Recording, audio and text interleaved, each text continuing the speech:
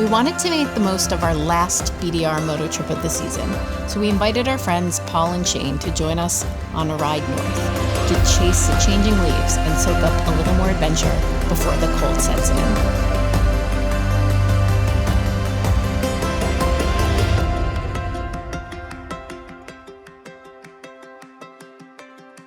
We left Long Island via the ferry and met our New York City-based friend Paul on his GSA in mid-Massachusetts.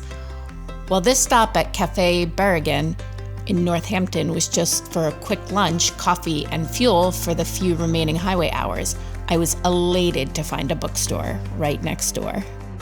Broadside Bookshop had such a charming selection, everything from mystery novels and craft books to cozy accessories and gifts. Perfect place for me to disappear for a few minutes while the guys paid their parking ticket. After lunch, we got back on the highway and made our way up north to one of our favorite places to stay, at Bear Tree in Pittsburgh, New Hampshire. This is where we met up with our Montreal-based friend Shane.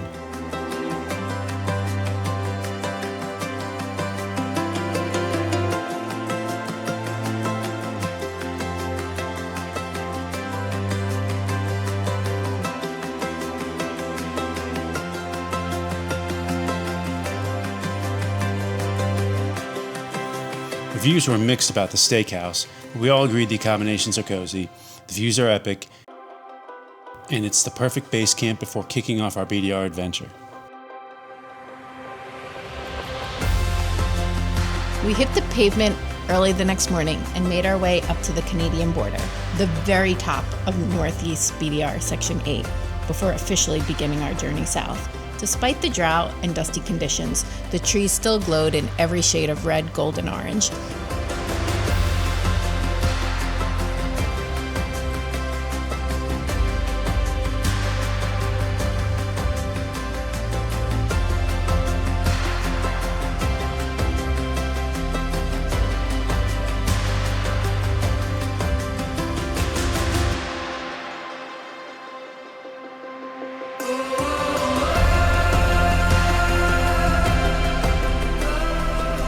The climb up to Diamond Ridge Overlook was absolutely stunning, and even though it's an optional out and back, it's definitely worth adding to the itinerary.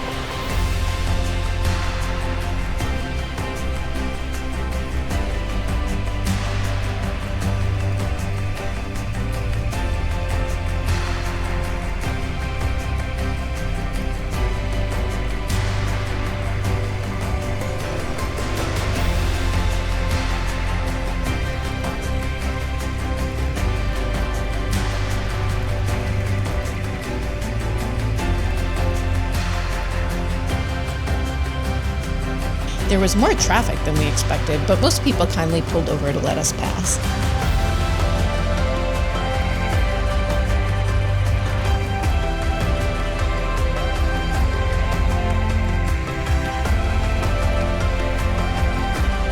But like a lot of riding, it's, whatever's going on in your life, it's really hard to worry about whatever shit's going on when you're worried about not dropping the bike or that bump in front of you. Like whatever's happening, this just pushes it out there. So that's exactly what I needed to do for these couple of days. The highway's boring getting here. This you can't zone out. Yeah. You're focused on this. This is the only thing that matters while you're doing it, and that's fantastic. Yeah, you can't zone out. You can't take a few seconds off. You can't worry about what's happening at work. You're just doing this, and that's great. I love that, and I don't get a chance to do that very much. So that's great. I love that.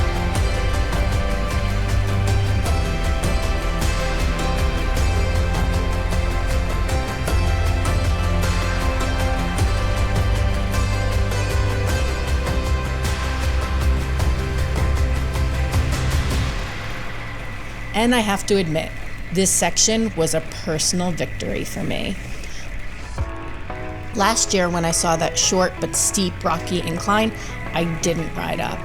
But this year, with a lot more confidence and some extra throttle, I did. And I was so proud of myself. It gave me a huge boost for the rest of the trip.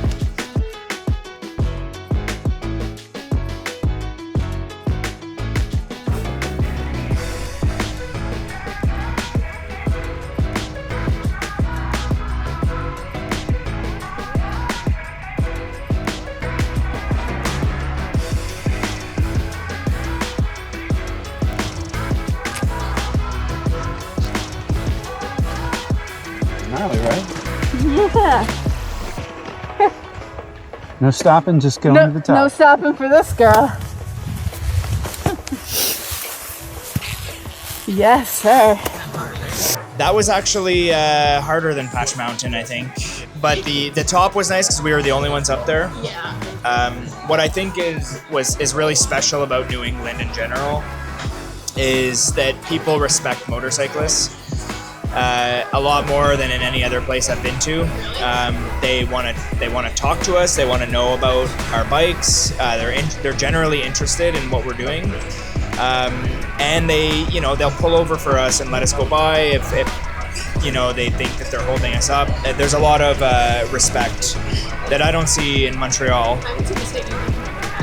Way more than Canada. Canada doesn't respect riders because they're not on the road very much compared to how much they are here. We wrapped up Section 8 in Rangeley, Maine, and stopped at Provisions Café, where I ordered a maple cream cold brew. Normally, I'm not a black coffee drinker, but the maple syrup and maple cream made it smooth and perfectly sweet. Basically fall in a cup. We hadn't planned to include the optional Quill Hill Overlook in our route, but Shane encouraged us to check it out, and I'm so glad he did, and he led the charge to this gorgeous overlook.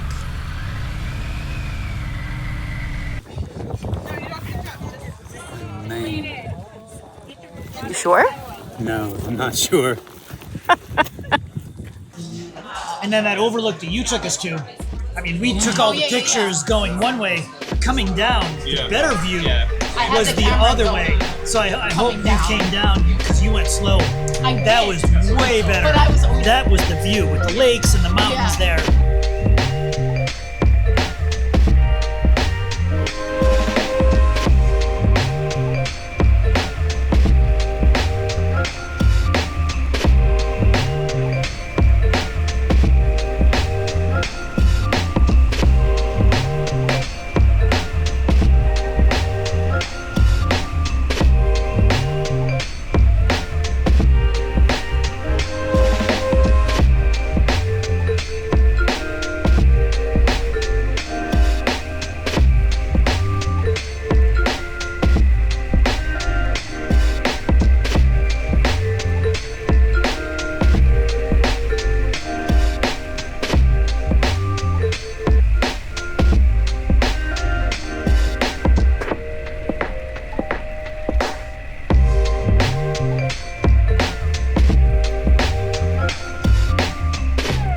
There we continued south through more stunning foliage and scenic dirt roads, wrapping up Section 7 in Bethel, Maine, where we stayed at the inn at Broadside.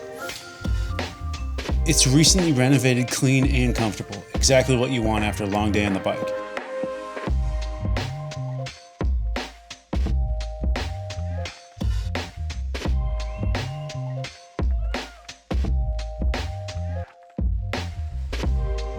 There happened to be an awesome barbecue truck right next door in the general store parking lot.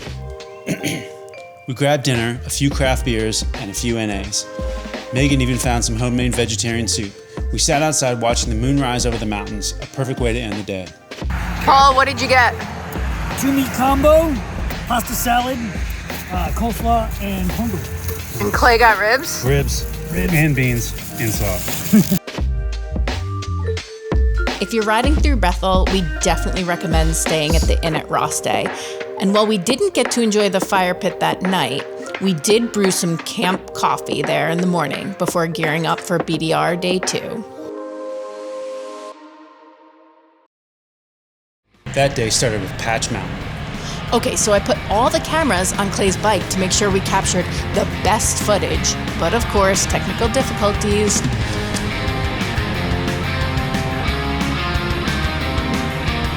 Patch Mountain was short, a steep incline followed by a steep decline. And that's heading north to south. Yeah, north to south. So, like an idiot, I forgot to put my bike in rally mode or off-road mode. So, as soon as we hit the chunky stuff heading uphill, my bike lost traction and I had to stop. Paul breezed by, knew there was a problem, kept going to keep up momentum, and Shane stopped because he thought I was in trouble. He dropped his bike, so I had to get off the bike, help him up, get him moving again, get back on my bike, and then start on a pretty steep incline, which was no trouble really, but it's a pain in the ass. That section was really nice because it was a good arm workout, but it was short and not too challenging.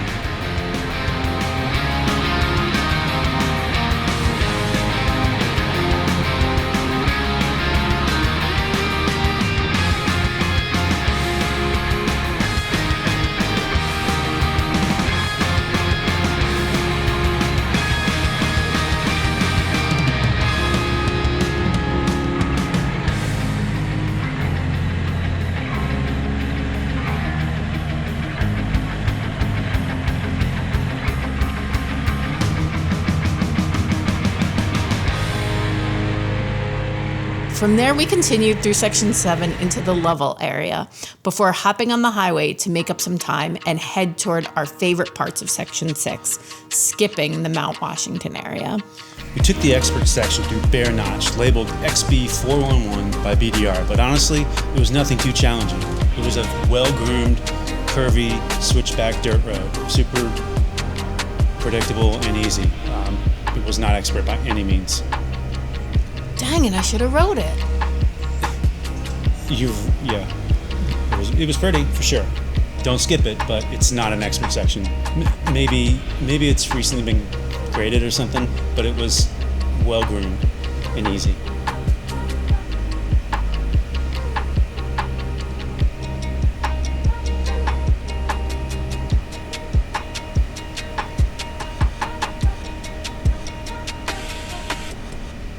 The ride through Hemingway State Forest was stunning. Quiet gravel roads surrounded by glowing yellow leaves.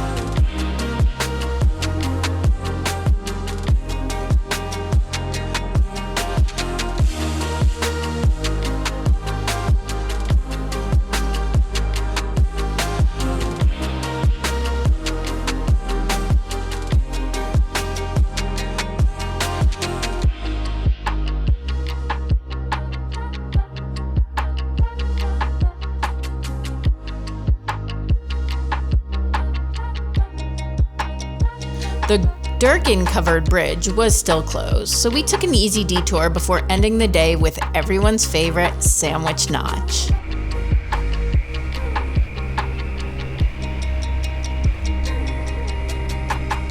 Sandwich Notch was great.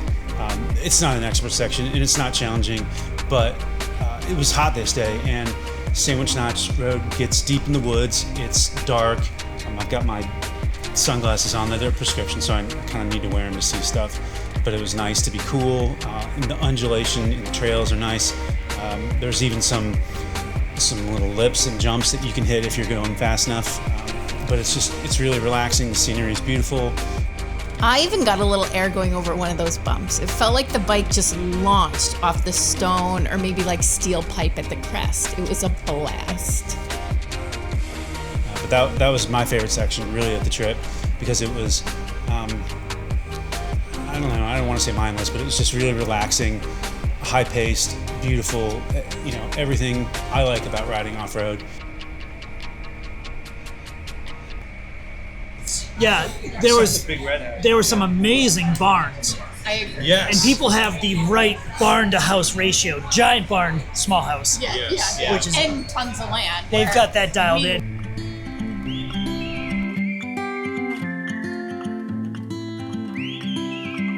Well, that wrapped up our BDR venture. I planned our final stop near Lake Winnipesaukee, a place I'd never been. Maybe Joe Hill's novel, Nosferatu, had something to do with this too.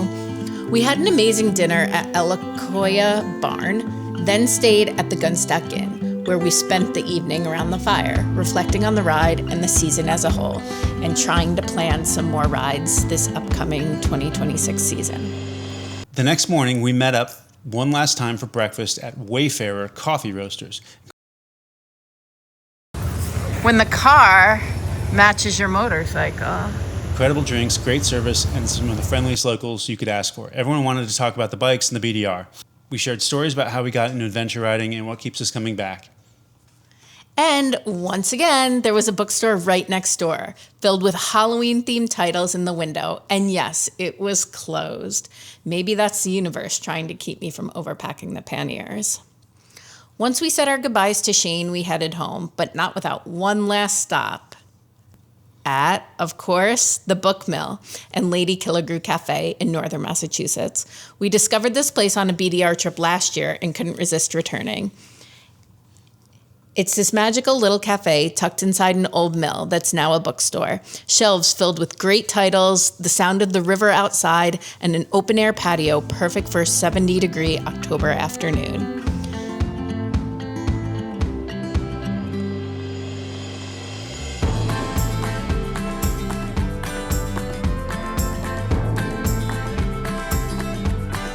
That's where we parted ways with Paul before Clay and I made our way back to the ferry that would carry us and the season back home to the North Fork.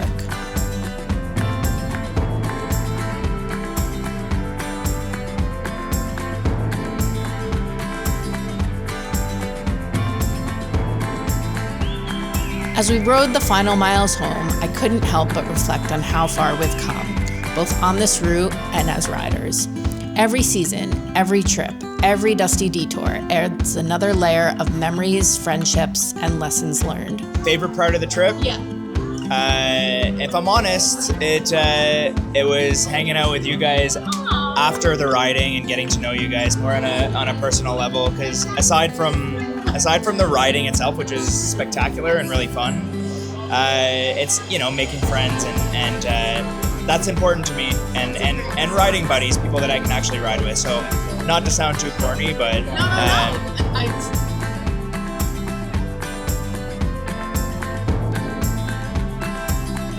the northern sections of the NEBDR reminded us that the adventure isn't just about conquering miles, it's about collecting moments. The laughter at the coffee shops, the golden leaves in our mirrors, and that quiet feeling of knowing that even when the season ends, those memories keep us warm until the next ride begins. Until next time, keep the rubber side down, chase the colors of the season, and don't forget to ignite your senses.